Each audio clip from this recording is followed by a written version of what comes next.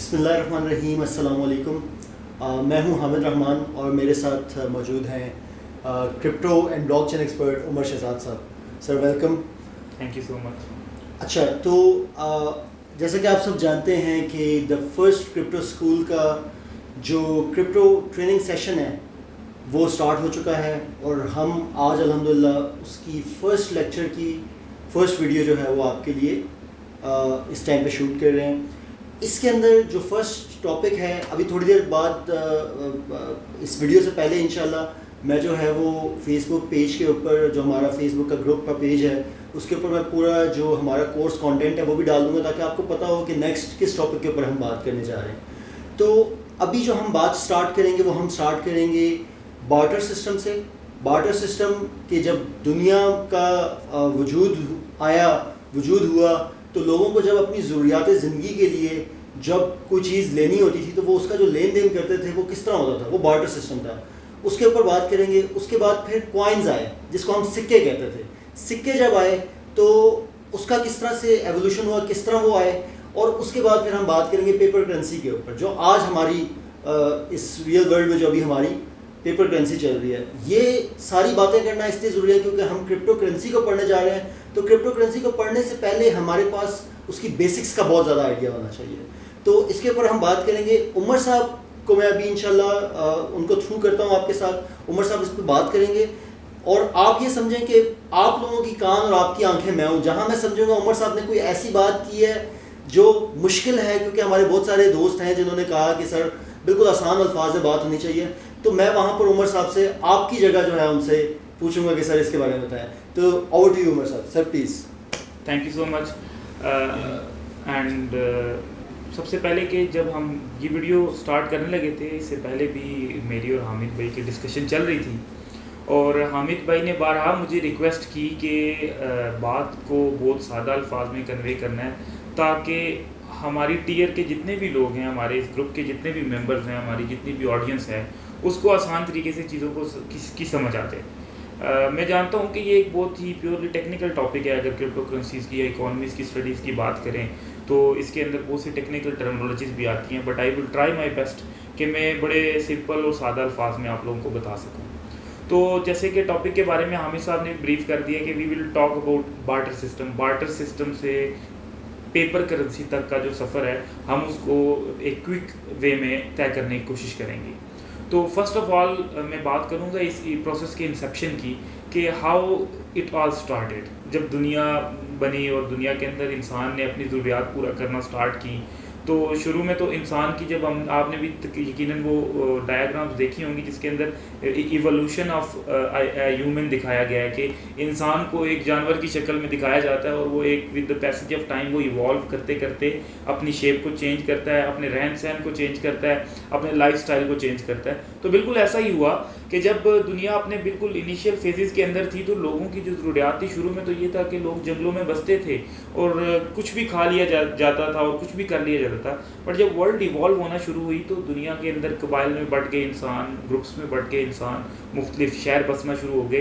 तो अब उनको आपस में एक दूसरे से ज़रूरियात पड़ती थी। जैसे कि एक शहर या एक कबीले ने अगर एक कस्बे के अंदर किसी कबीले ने अगर गंदम उगाई है तो दूसरे को बाजरे की ज़रूरत होगी। अगर कोई बंदा जानवर रखता है, बकरियां भेड़ बकरियां रखता है, तो दूसरे उसको दूध की ज़रूरत होगी, दूसरे बंदे को गंदम या दीगर चीज़ों की ज़रूरत होगी। तो आपस में लेन देन का उनका जो निज़ाम था वो कुछ इस किस्म का था कि वो बकरी ली और उसके बदले में गंदम प्रोवाइड कर दी। बट आहिस्ता आहिस्ता कुछ चैलेंजेस का सामना करना पड़ा कम्युनिटीज़ को। वो चैलेंज या वो मसला क्या था? वो मसला ये था कि अगर एक बंदे को 5 किलो गंदम की ज़रूरत है तो दूसरा बंदा अब आधी बकरी तो उसको काट के देने से रहा। तो इस तरह के केसेस के अंदर उनकी आपस की जो ट्रांजैक्शन थी वो चैलेंजिंग होना स्टार्ट हो गई। उसके लिए लोगों ने फिर सोचो विचार की कि इसका क्या हल निकाला जाए। तो इनिशियल इंसेप्शन टाइम के अंदर अनाज को, क्योंकि अनाज या जो गंदम के दाने हैं जिससे आटा बनता है, उस तरह की जो चीज़ें थी उनको बुनियादी एक्सचेंज का मीडियम रखा गया। अगर किसी बंदे ने करेंसी उसको करेंसी समझा गया। बल्कि आज की वीडियो में बड़ी इंपॉर्टेंट चीज़ मैं आप लोगों को डेफिनेशन भी बताऊंगा, मनी की डेफिनेशन क्या होती है and what is the difference between money and currency. तो आप ये समझ लें कि फ़िलहाल करेंसी का वर्ड मैं इस्तेमाल करता हूँ कि करेंसी के तौर पे अनाज को इस्तेमाल कर लिया गया, बट उसमें भी चैलेंजेस आए। उसमें चैलेंजेस यह है कि जब किसी ने बड़ी मिकदार में कोई चीज़ ख़रीदनी होती थी और उसकी नाप तोल और काफ़ी ज़्यादा ये कॉम्प्लिकेशंस में चीज़ें जाना शुरू होगी, तो देन एक चीज़ इंट्रोड्यूस की गई जिसको हम लेदर कहते हैं, चमड़ा। लेदर जो था उस दौर के अंदर प्रीशियस चीज़ समझी जाती थी, क्योंकि लेदर का बहुत इस्तेमाल था। ये बार्टर सिस्टम के बाद बार्टर सिस्टम के में ही अंदर ही उसके चैलेंजेस को कवर करने के लिए बेसिकली बार्टर का मतलब, बुनियादी मतलब अगर हम समझे तो वो ये है कि एक चीज़ ले और एक चीज़ दे। ठीक है। तो लोगों ने ये सोचा कि exchange of things, yes, exchange of things.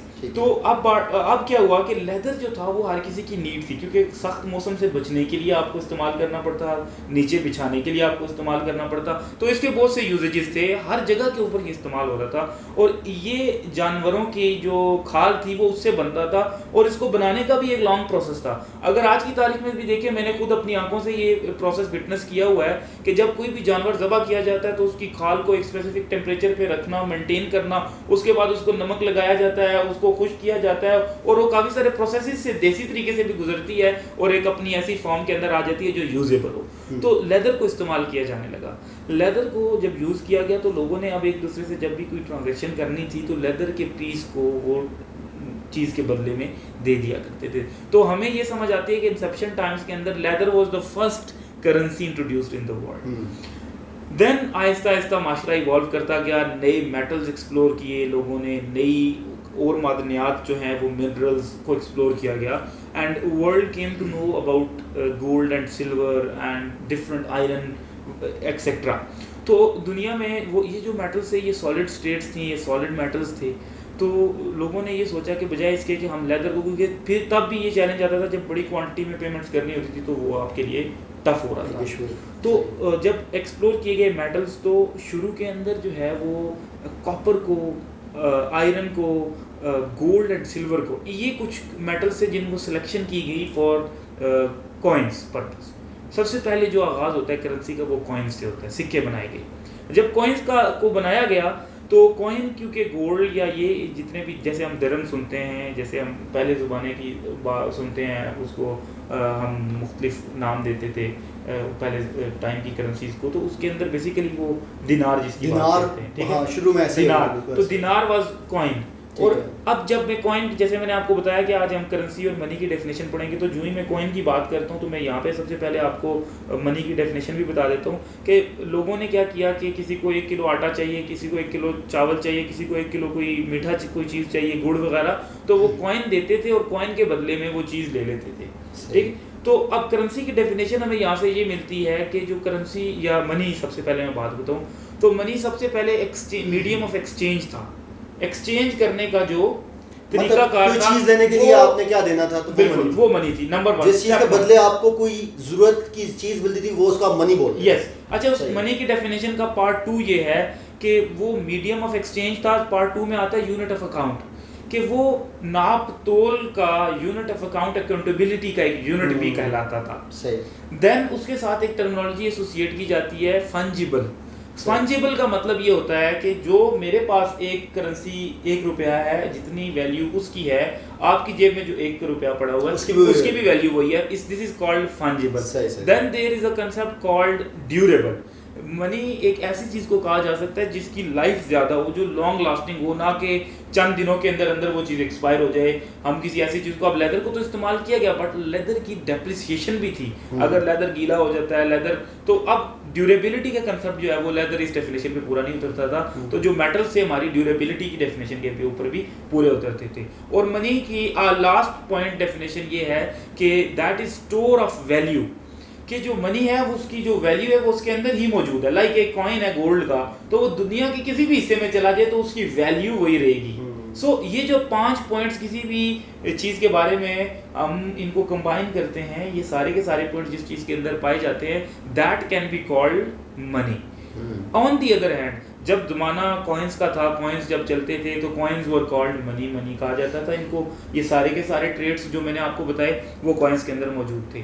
दुनिया उस टाइम पे या सोने के या चांदी के सिक्के होते थे, तो उनकी वैल्यू पूरी दुनिया में एक ही जैसी होती थी। एक ही जैसी होती थी, ऐसा ही है।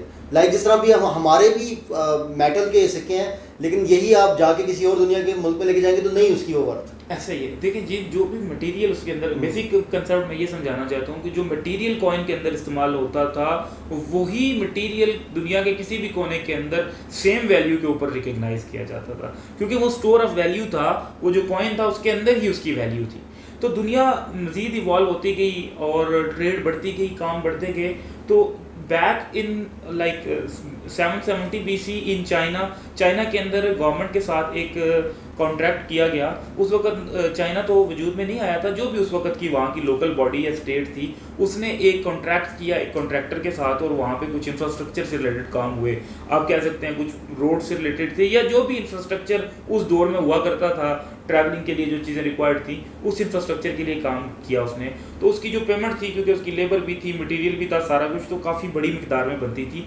तो उस वक्त की गवर्नमेंट ने ये डिसीजन किया कि बजाय इसके कि उसको एक सिक्कों से भरा हुआ कोई बहुत बड़ा, आप कह लें तो बहुत बड़ी बैलगाड़ी के अंदर सिक्कों को भर के उसको दिया जाए, तो उन्होंने उसके साथ ये बात की कि कपड़े के ऊपर उन्होंने लिख के दे दिया कि इस बंदे को हमने इतने अमाउंट के सिक्के देने, तो उसको वो पेमेंट के तौर पे दे दी। ठीक है, तो फर्स्ट कंसेप्ट, यस, जमानत as a guarantee, first concept वहाँ से आया, जो कि एक इंसान को करेंसी सिक्कों की जगह पे कोई और चीज़ दी गई, कोई पेपर नुमा चीज़ दी गई।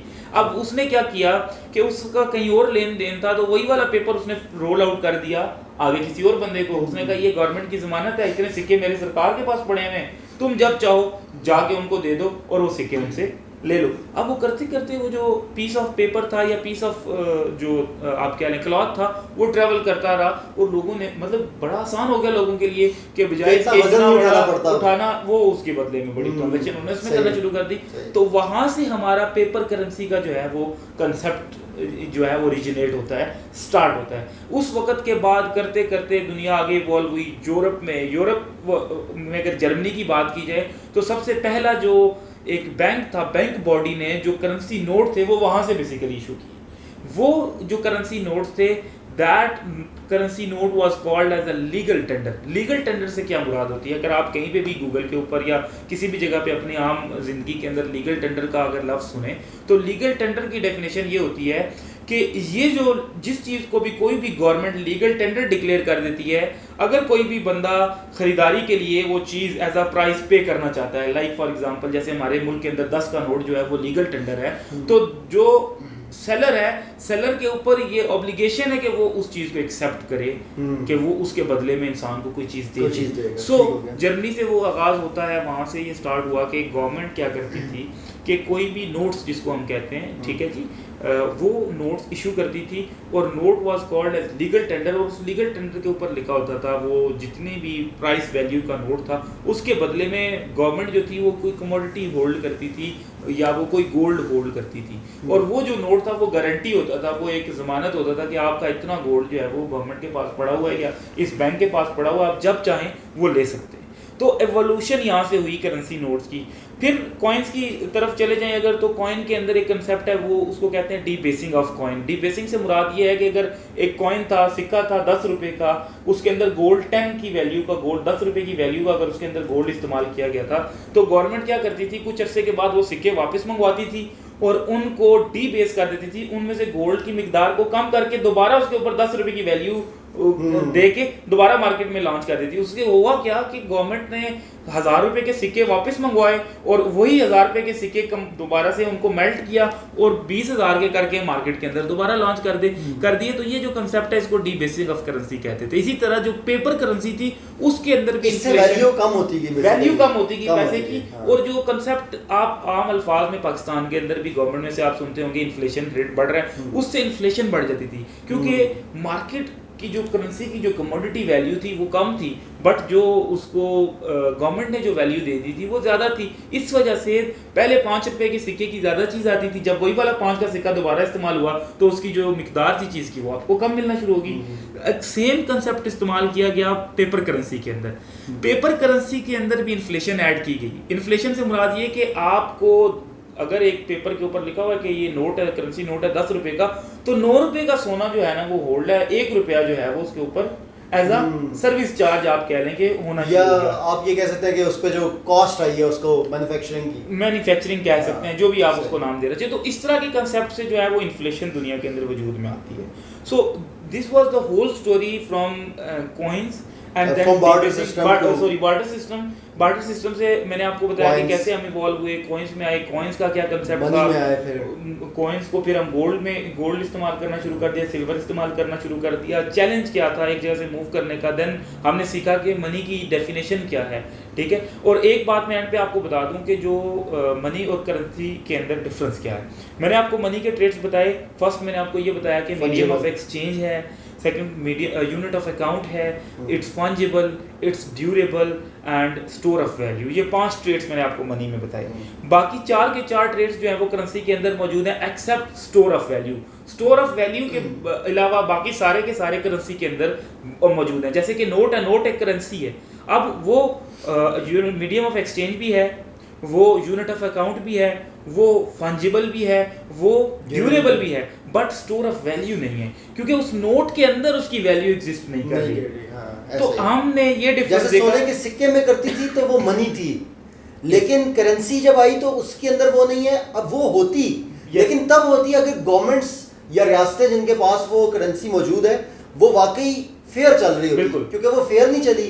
उन्होंने अपने खर्चे ज्यादा हुए तो उन्होंने करेंसी ज्यादा बनाना शुरू कर दी और उसके अगेंस्ट सोना उतना नहीं था। बिल्कुल। तो इस वजह से वो स्टोर ऑफ वैल्यू नहीं रहा। सही तो ये बेसिकली चीज है। और दूसरी बात अगर हम बात करें तो करेंसी नोट जो है वो पेपर से बना हुआ है ना, तो उसके अंदर उतनी वैल्यू स्टोर हो भी नहीं सकती, और कॉइन के अंदर on the other hand value थी। So that is the whole story around our barter system, coins and currency notes. इंशाल्लाह अपनी नेक्स्ट वीडियो के अंदर हम बात करेंगे गोल्ड स्टैंडर्ड क्या था और डॉलर की पावर कैसे थी और डॉलर कैसे सुपर पावर करेंसी बना। इंशाल्लाह अगले सेशन के अंदर हम इसके ऊपर बात करेंगे। मजीद आमिर साहब अगर आप इस सेशन के बारे में बहुत बेहतर हो गया। मैं असल में सिर्फ यही समझाना चाह रहा हूँ लोगों को। हो सकता है कि आप में से बहुत सारे लोगों को लगे यार ये हमें क्या बता रहे हैं, लेकिन ये बेसिक है। मैं आपको सच्ची बताऊं, अगर मैं इस टाइम 100 लोगों को बिठा लूं तो बीच में से 95 लोगों को ये पता ही नहीं होगा क्रिप्टो करेंसी है क्या, उसकी डेफिनेशन क्या है। शायद वो ट्रेडर होंगे, उनको ट्रेडिंग पता होगी, लेकिन उनको ये नहीं पता क्रिप्टो करेंसी क्या है। तो ये बेसिक्स जो है आपने सीखनी है, आपने ये वीडियोस देखनी है जब, तो आपको पता लगेगा यार यही वीडियो देखेंगे। इसके बाद जब हम आगे डॉलर की बात करेंगे और फिर जब क्रिप्टो पे आएंगे तो आपको पता लगेगा ये सारी बातें किस तरह इंटरलिंक हुई हैं। और क्रिप्टो करेंसी जाके दोबारा जो चीज़ें आपको पता चलेगा कि जो चीज़ें थी पुराने ज़माने में, मनी की जो मतलब के खुसूसियात थी, वो नए ज़माने में आके किस तरह गवर्नमेंट्स ने ख़त्म की और क्रिप्टो करेंसी में वही खुसूसियात दोबारा किस तरह से आई हैं और इनको लाना चाह रहे हैं। और अगर वो आ जाएंगी तो सब लोग मुस्तहकम हो जाएंगे, सब लोगों के यहाँ खुशहाली आएगी। तो ये वो चीज़ है बेसिकली। तो मैं उम्मीद करता हूँ कि उमर साहब ने बहुत अच्छे से आपको गाइड किया है। मुझे भी बहुत सारे कॉन्सेप्ट्स क्लियर हुए हैं, आपके भी हुए होंगे, और इंशाल्लाह नेक्स्ट वीडियो में आपके सामने हाजिर होंगे। तब तक के लिए इजाज़त दीजिए। शुक्रिया, अल्लाह हाफ़िज़।